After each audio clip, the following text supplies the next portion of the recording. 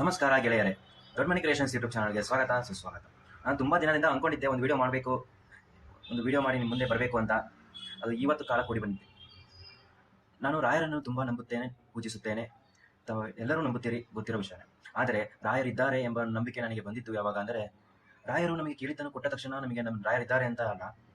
ರಾಯರು ನಮ್ಮನ್ನು ಪರೀಕ್ಷೆ ಮಾಡುತ್ತಾರೆ, ಸ್ವಲ್ಪ ದಿನಗಳ ನಂತರ ನಮಗೆ ಫಲವನ್ನು ಕೂಡ ನೀಡುತ್ತಾರೆ. ರಾಯರು ಪರೀಕ್ಷೆ ಮಾಡುತ್ತಿದ್ದಾರೆ ಅಂದರೆ ಅದಕ್ಕೆ ಒಂದು ಫಲ ಸಿಕ್ಕೇ ಸಿಗುತ್ತದೆ ಎಂಬ ನಂಬಿಕೆ ಇರುತ್ತದೆ. ನನ್ನ ಜೀವನದಲ್ಲಿ ಆಗಿರುವಂಥ ಒಂದು ಉದಾಹರಣೆ ಎಂದರೆ, ನಾನು 1.5 ತಿಂಗಳು ಕೆಲಸಕ್ಕಾಗಿ ತುಂಬ ಪ್ರಯತ್ನ ಮಾಡಿದ್ದೇನೆ.